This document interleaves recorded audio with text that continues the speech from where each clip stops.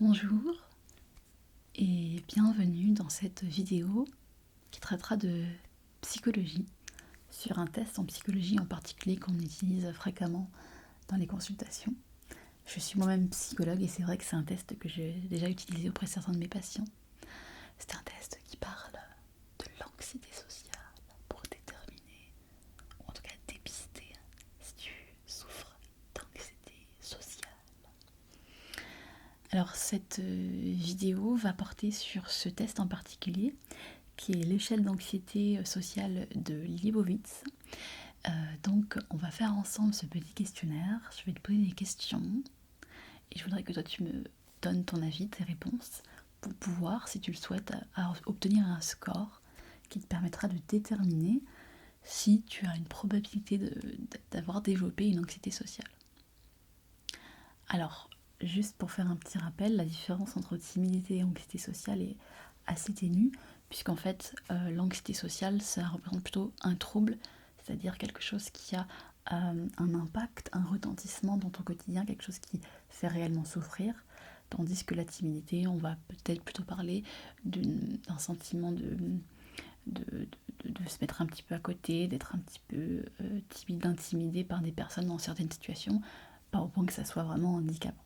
D'accord ? Donc ce test-là, il permet en fait de déterminer la probabilité que tu souffres d'anxiété sociale et le degré d'anxiété sociale auquel tu souffres.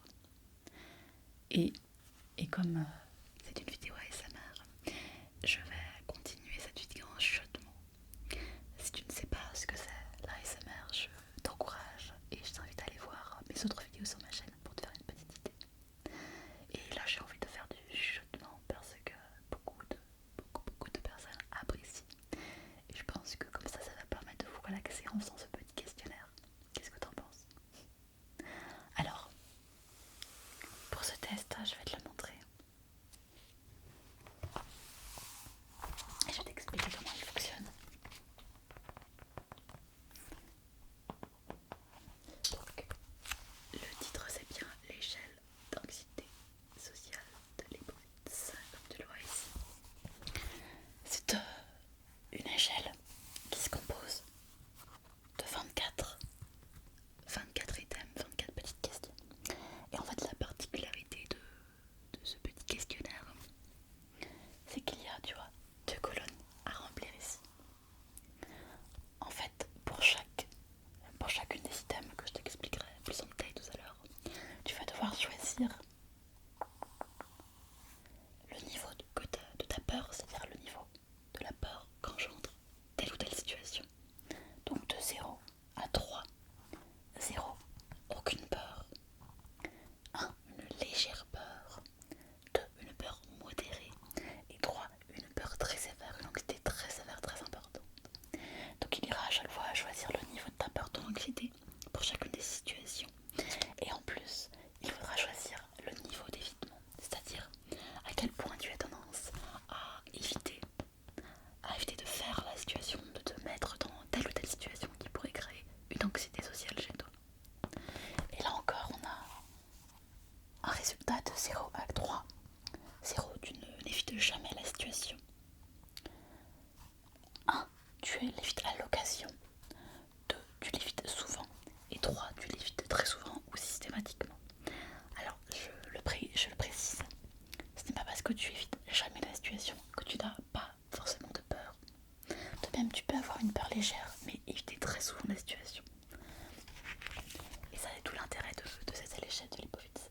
C'est d'avoir vraiment le niveau de peur, de ressenti interne que tu as. Et ensuite, le comportement que tu vas avoir pour la situation, si tu l'évites ou pas. Est-ce que ça te paraît à peu près clair ce qu'il faut faire ? Alors, installe-toi confortablement, on va pouvoir commencer. Je t'invite à prendre un crayon, une feuille pour noter tes résultats. Donc à chaque fois, pour chacune des situations que je te réciterai, tu devras choisir le niveau de ta peur de 0 à 3 et le niveau d'évitement de 0 à 3. Donc à chaque fois, tu devras avoir 2 chiffres pour chacune des situations. Et vous savez quoi ? Je vais moi-même passer le petit questionnaire en même temps que vous. Puisque pour tout vous dire, je suis quelqu'un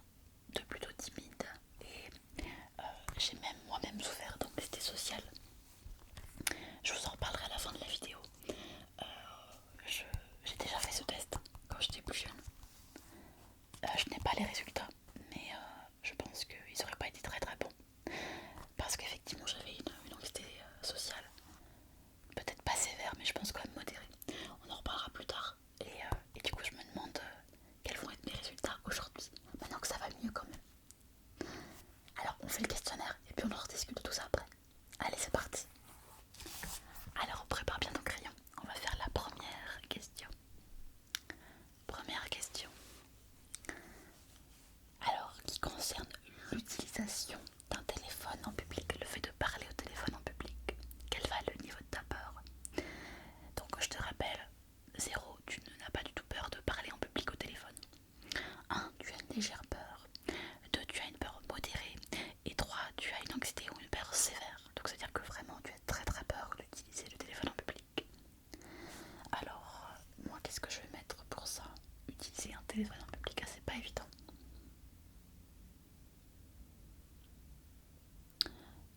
Je mettrai ça. Ah, j'hésite. Bon, allez, je vais mettre ça.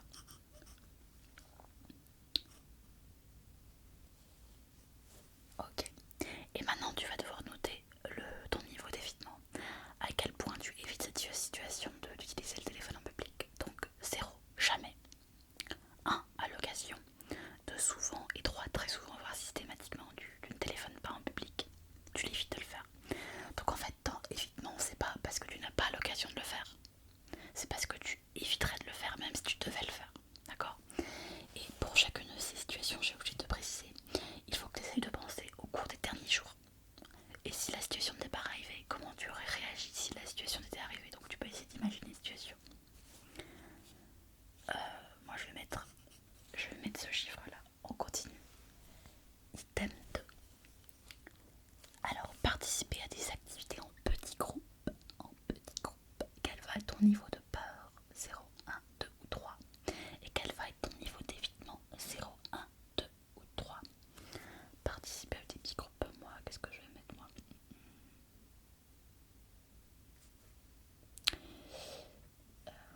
Après ça dépend quelle activité effectivement, parce que on peut avoir des petits groupes d'amis, c'est différent de petits groupes de travail par exemple. Ils précisent pas dans la question. Bon. Alors moi je vais mettre ça. Et je vais mettre ça. Ensuite question 3, manger en public. Alors quelle est la peur de manger en public et quel est le niveau d'évitement pour manger en public? 0, 1, 2 ou 3. Moi je vais mettre ça.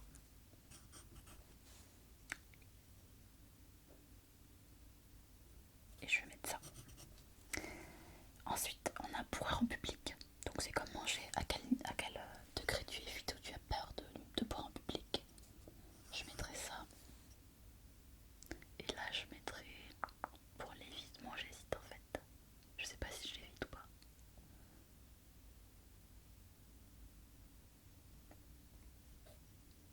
Je vais mettre ça quand même.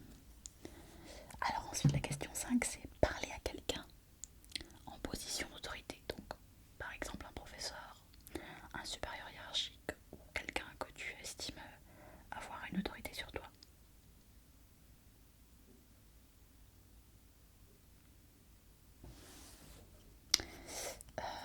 Tac. Je mettrai ça.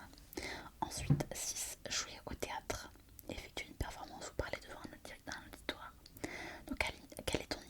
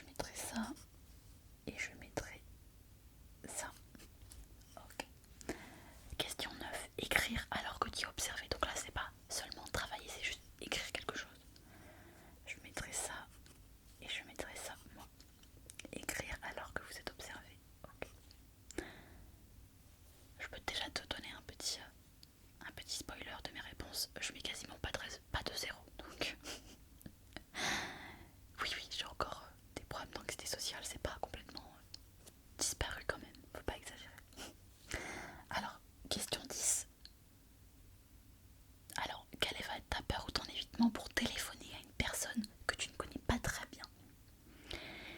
Et bien moi ça avant j'avais très peur de faire ça, vraiment je détestais téléphoner quand j'étais plus jeune. Maintenant je le fais facilement, je vais pas dire que je n'ai aucune peur. Donc tu vois ça je mettrais 1 je pense, mais je le fais beaucoup plus parce qu'au travail je suis obligée de le faire en fait. Mais du coup j'évite un petit peu quand même, mais je pas trop, mais beaucoup moins qu'avant quoi. Question 11. Alors quelle va être ta peur ou ton évitement quand tu dois parler en face à face avec quelqu'un que tu ne connais pas très bien? Alors là je mettrai ça et là je mettrai ça. Ok. Ensuite pour la question 12. Rencontrer des étrangers. Donc ton niveau de peur ou d'évitement quand tu dois rencontrer des étrangers. Donc des étrangers ça peut être quelqu'un que tu connais pas bien je pense. Rencontrer des étrangers, c'est vrai que je suis pas très à l'aise moi quand je dois rencontrer des étrangers.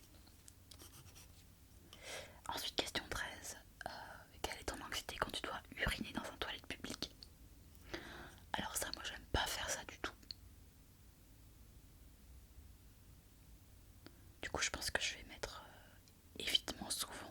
Je vais mettre 2 je pense, souvent. Mais j'ai pas peur spécialement. Enfin j'ai pas d'anxiété sociale. C'est juste que j'aime pas parce que c'est pas propre, mais pas une anxiété sociale. Donc là je pense que je mettrai 0. Je sais pas. La question 14. Entrer dans une pièce où d'autres personnes sont déjà assises. Tu sais la situation où t'es déjà en classe et puis tu rentres et tout le monde te regarde passer. Tu vois cette situation là. Alors à quel niveau est ta peur ou ton anxiété? Moi je mettrais ça et l'évitement.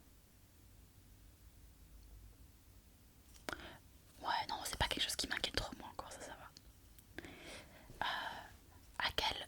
À quel niveau tu as peur ou tu évites d'être le centre de l'attention?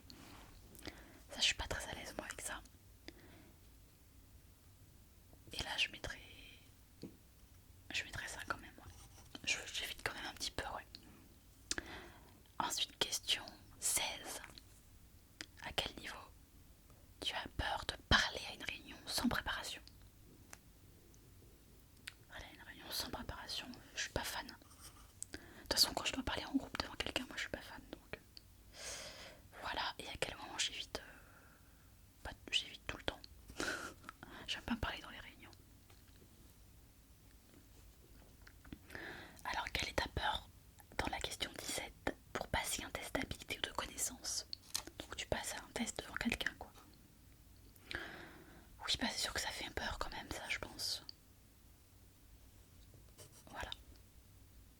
Question 18.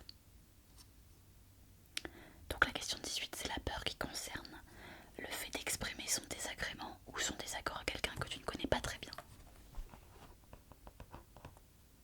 Ça c'est quelque chose que j'aime pas trop faire. Je vais mettre ça et ça. Ça me fait penser à une situation que j'ai eue pendant plusieurs années. Avec quelqu'un qui m'a saoulée pendant plusieurs années et comme il me saoulait j'avais pas envie de le confronter. Et là la situation s'est réglée en 10 minutes, 3 ans plus tard. Parce qu'en fait ni lui ni moi n'étions venus se parler et du coup la situation pourrissait. Et quand je lui ai envoyé un mail, tout s'est réglé en 10 minutes. Comme quoi. Question 19. À quel degré de peur tu as de regarder droit dans les yeux quelqu'un que tu connais pas très bien? Tu me regardes dans les yeux là. Ok. Pour la question 20. Quelle peur tu as d'effectuer une présentation orale préparée à l'avance à un groupe? Donc une présentation orale devant la classe ou devant tes collègues de travail par exemple. Ça c'est clair que c'est pas un truc que j'aime bien.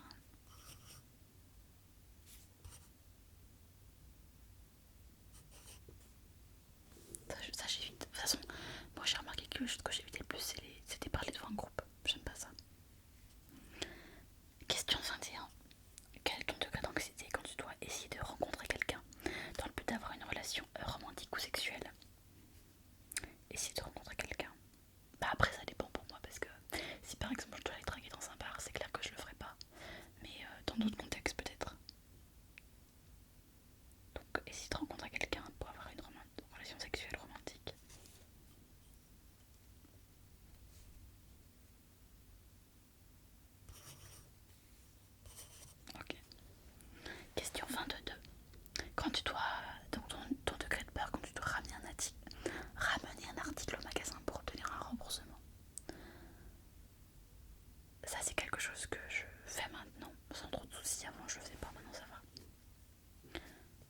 veux pas dire que je vais le faire systématiquement quand même, il y a des fois je vais pas le faire. Mais oh, j'ai pas trop de peur à le faire, ça va.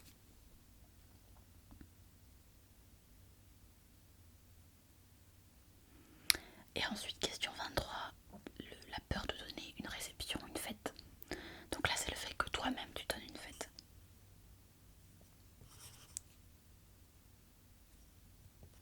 Ok. Et question 24. Donc là, c'est une question, quel est ton niveau d'anxiété quand tu dois résister à un vendeur très insistant?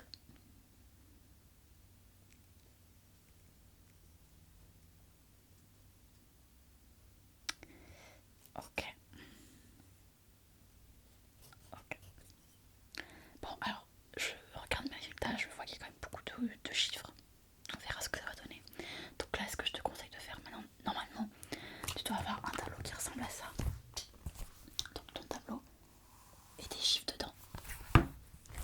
Et tu vas devoir calculer, tu calcules chacune des colonnes. Donc d'une part la peur et d'autre part l'évitement. Donc je te laisse calculer. Moi je vais calculer moi aussi combien ça me fait. Alors pour la peur,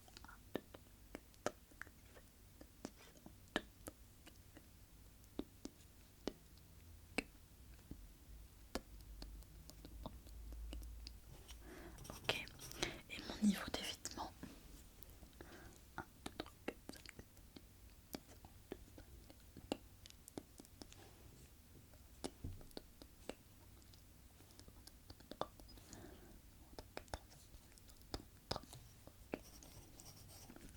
donc moi j'ai calculé mon niveau de peur et niveau d'évitement. Je remarque que j'évite un petit peu plus que ce que j'ai peur. Et alors après, je sais plus s'il faut calculer ensemble ou pas. Ok.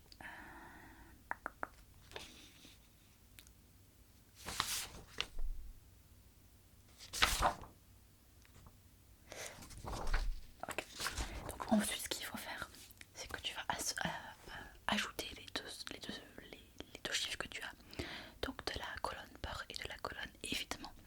Tu dois l'associer ensemble. Alors moi ça me fait combien ça?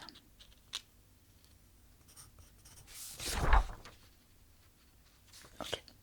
Voilà, donc moi j'ai mon chiffre. Et toi tu as ton chiffre aussi. Je te dirai après mon chiffre. Donc logiquement tu dois avoir un chiffre compris entre 0 et ça fait combien, plus de 120, quelque chose comme ça normalement. Et donc ce chiffre là va te donner le degré de sévérité de ton anxiété sociale. Alors je te donne les résultats pour interpréter tes résultats.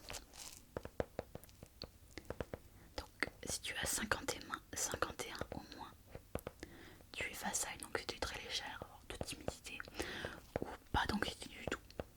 Donc si tu as moins de 51, bonne nouvelle, tu n'as pas de problème du tout. Entre 52 et 81, tu es dans ce qu'on appelle une anxiété sociale de type modéré. Modéré. Donc c'est quand même un petit peu problématique, mais ce n'est pas trop handicapant normalement. Et ensuite, quand tu es dans une anxiété sociale de 82 et plus, tu es face là à une anxiété sévère. Sévère, donc qui peut être très handicapant et qui peut nécessiter d'être prise en charge. Ce qui peut être intéressant pour toi, c'est de regarder un petit peu si tu as plus peur ou si tu évites plus. Moi c'est à peu près kiff-kiff. J'évite un petit peu plus que ce que j'ai peur, mais c'est pas très significativement différent. Je vais te donner mon résultat. D'abord donne-moi le tien en commentaire. Dis-moi combien t'as eu pour savoir si tu es anxieux ou pas. Allez, moi mon résultat il est de 75. Donc ça veut dire que je fais partie de l'anxiété modérée. Donc j'ai toujours une certaine anxiété sociale. Bon, je suis pas très surprise dans le sens où je vois bien qu'il y a des fois des trucs encore que j'ai peur ou que j'évite. Mais, mais ce que je constate quand même, enfin du coup je sais pas quels étaient mes résultats il y a quelques années quand j'ai passé le test, puisque c'est pas moi qui l'ai fait. Puisqu'en fait j'ai passé ce test avec une psychologue, puisque je suis allée la voir justement parce que je souffrais d'anxiété sociale. Je suis allée pour ça. Et donc elle m'a fait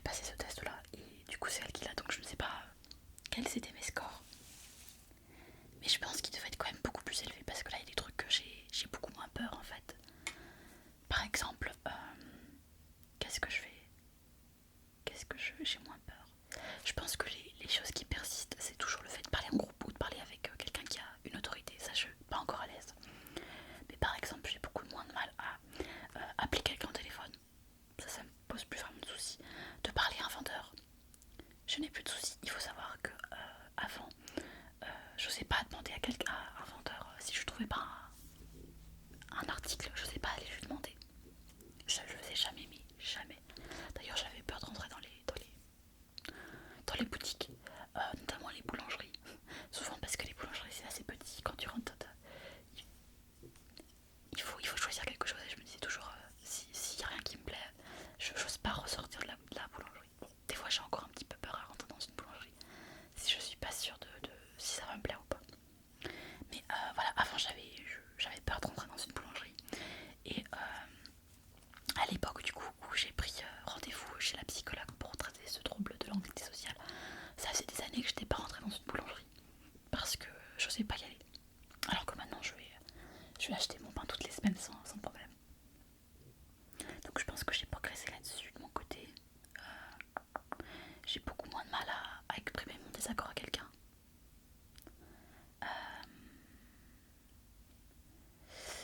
Et puis surtout, j'évite moins d'aller dans des situations de groupe. Avant, par exemple, quand j'étais dans une situation de groupe avec des collègues, j'étais super angoissée.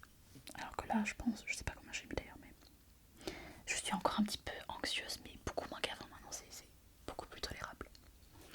Donc voilà pour mes résultats. Si toi tu fais partie aussi des personnes qui ont une anxiété modérée ou voire une anxiété sévère, une anxiété sociale sévère, je te conseille quand même de consulter un psychologue. Pour moi ça m'a vraiment aidé. C'est une des meilleures décisions de ma vie que j'ai prises, d'aller consulter un psychologue parce que cette anxiété sociale, je l'ai depuis que je suis enfant. Et il y a plein de choses durant mon adolescence que j'ai pas fait parce que j'avais peur du jugement et du regard des autres. Et quand j'ai fait cette thérapie, il y a 5 ou 6 ans je pense, ça a vraiment changé beaucoup de choses pour moi. Je me suis sentie vraiment beaucoup mieux. Donc je te conseille de faire une thérapie, notamment ce qu'on appelle les TCC, thérapie cognitive et